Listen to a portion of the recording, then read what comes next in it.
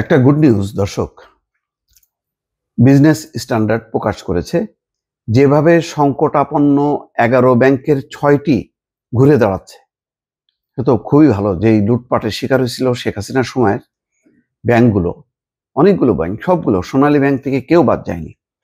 তার মধ্যে 10-12টার অবস্থা খুবই কাহিল, আর 7টা তো সালামের লুটপাটের জন্য আলাদাভাবেই এটা নির্ধারিত ছিল। তো এখন সেই ব্যাংকগুলোর মধ্যে, লুটপাট হওয়া ব্যাংকগুলোর মধ্যে 11টা ঘুরে দাঁড়াচ্ছে। আগস্ট থেকে 30,000 কোটি টাকা ছাপিয়ে 11টি সমস্যাগ্রস্ত ব্যাংককে দিয়েছে বাংলাদেশ ব্যাংক। আগস্ট থেকে, মানে শেখ হাসিনা পতনের পর থেকে 30,000 কোটি টাকা ছাপানো হয়েছে। এই ছাপানো টাকা 11টা সমস্যাগ্রস্ত ব্যাংককে দিছে বাংলাদেশ ব্যাংক। এতে কি হচ্ছে, দুর্নীতির কারণে প্রায় ধসের মুখে থাকা 11টি সমস্যাগ্রস্ত ব্যাংকের মধ্যে 6টি ইতিমধ্যে ঘুরে দাঁড়িয়েছে।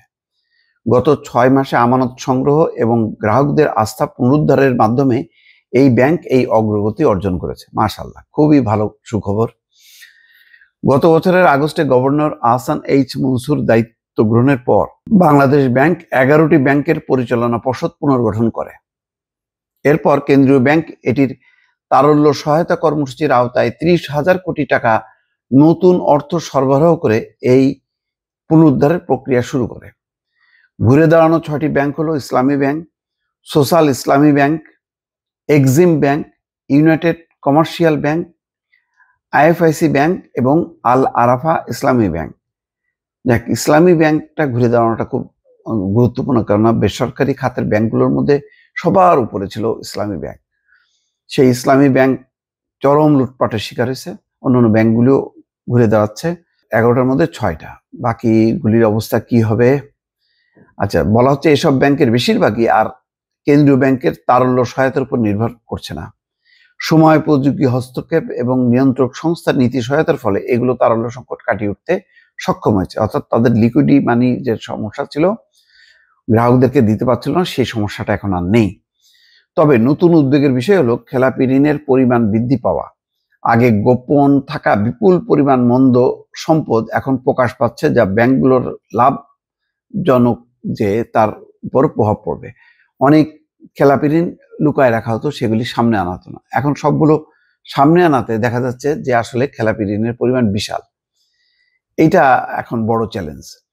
খেলাপি ঋণের প্রকৃত পরিমাণ নির্ধারিত হলে বাংলাদেশ ব্যাংক প্রয়োজনে প্রভিশন ফর বিয়ারেন্স সহায়তা বিবেচনা করবে। সম্প্রতি এক অনুষ্ঠানে বাংলাদেশ ব্যাংকের গভর্নর ব্যাংকগুলোর প্রতি নির্দেশনা দিয়েছেন যে শিল্প খাতে গড় খেলাপি ঋণের হার 30% পর্যন্ত পৌঁছালেও প্রকৃত চিত্র গোপন করা যাবে না।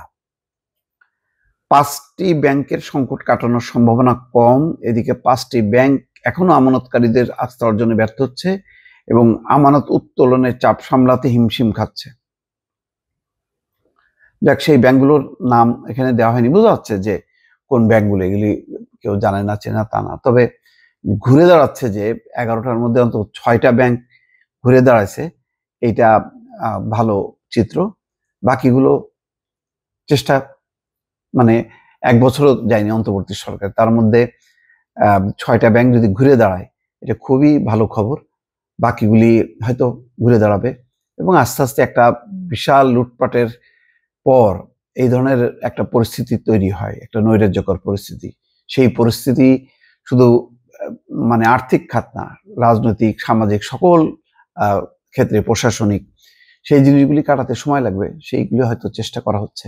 সততা যদি থাকে এবং যদি কমিটমেন্ট থাকে, তাহলে অবশ্যই সম্ভব। দর্শক, ভালো থাকবেন। আল্লাহ হাফেজ।